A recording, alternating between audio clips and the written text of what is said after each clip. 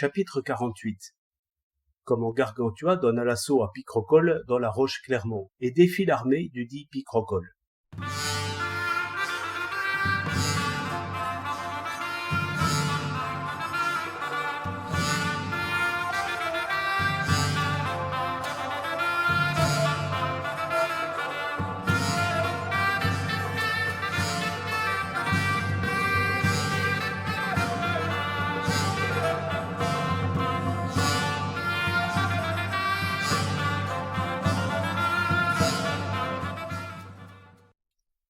Gargantua eut la charge totale de l'armée.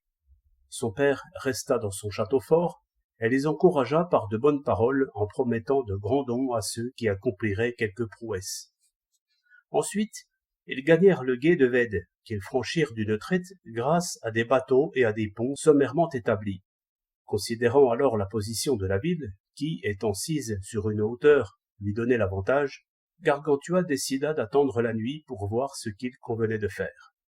Mais Gymnaste lui dit « La nature et le tempérament des Français sont tels qu'ils n'ont de valeur qu'au premier assaut. Ils sont alors pires que diable, mais s'ils temporisent, ils valent moins que des femmes. Je suis d'avis que vous fassiez donner l'assaut dans l'heure, quand vos gens auront pris le temps de souffler et de se refaire quelque peu. » L'idée fut trouvée bonne. Il déploie alors toute son armée en pleine campagne, en plaçant les réserves du côté de la hauteur.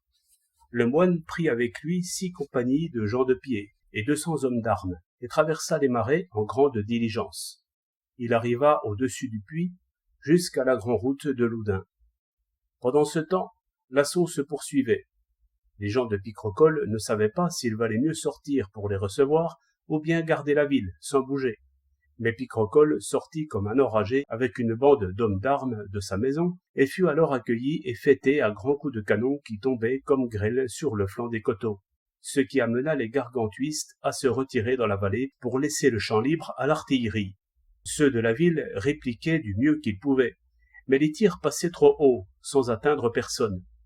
Quelques membres de la bande, ayant échappé à l'artillerie, se ruèrent rudement sur nos gens, mais peu purent persévérer, car ils furent tous pris entre les lignes, où ils furent jetés bas. Comprenant la situation, ils voulaient battre en retraite, mais pendant ce temps, le moine avait occupé le passage. Aussi prirent-ils la fuite sans ordre ni discipline. Certains voulaient les poursuivre, mais le moine les retint, de peur qu'en poursuivant les fuyards, ils ne rompissent leur rang et que ceux de la ville n'en profitassent pour les charger à ce moment-là. Puis il attendit un peu, et, comme nul ne se présentait en face de lui, il envoya le duc frontiste, pour inciter Gargantua à progresser pour occuper le coteau sur la gauche, et empêcher Picrochole de battre en retraite de ce côté. Ce que Gargantua fit promptement en envoyant 4 légions de la compagnie de Sébaste. Mais il n'avait pas atteint le sommet, qu'il se trouvait nez à nez avec Picrochole et ceux qui s'étaient dispersés avec lui. Alors ils les chargèrent vivement, mais toutefois avec de grandes pertes dues aux traits et à l'artillerie de ceux qui étaient sur les remparts. Ce que voyant, Gargantua alla leur porter un puissant renfort, et son artillerie commença à mitrailler cette partie des remparts, si bien que toutes les forces de la ville furent rappelées à cet endroit. Le moine, voyant dépourvu de troupes et de gardes ce côté-là, qui était celui qui l'assiégeait, se porta bravement vers les murailles, et fit si bien qu'il les escalada avec un certain nombre de ses hommes, pensant que ceux qui arrivent au combat à l'improviste causent plus de crainte et de frayeur que ceux qui luttent alors de front. Toutefois, il ne fit aucun bruit jusqu'à ce que les siens eussent gagné la muraille dans leur totalité, à part 200 hommes d'armes qu'il laissa à l'extérieur pour parer à toute éventualité. Puis il poussa un cri terrible, et les siens en même temps que lui, et, sans rencontrer de résistance, ils tuèrent les gardes de cette porte-là qu'ils ouvrirent aux hommes d'armes, et ils coururent farouchement vers la porte orientale où régnait la confusion. Ils renversèrent par derrière tous ceux qui étaient en état de combattre. Voyant qu'ils étaient assiégés de tous côtés et que les gargantuistes avaient pris la ville, ils se rendirent à la merci du moine. Il leur fit déposer leurs armes et leurs équipements, et les fit tous arrêter et enfermer dans les églises, confisquant tous les bâtons des croix et plaçant des gens aux portes pour les empêcher de sortir.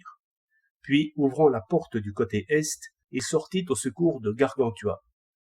Mais Picrochole, pensant que du secours lui arrivait de la ville, eut la témérité de prendre plus de risques qu'auparavant, jusqu'au moment où Gargantua s'écria « Frère Jean, mon ami, frère Jean, à la bonne heure, soyez le bienvenu !»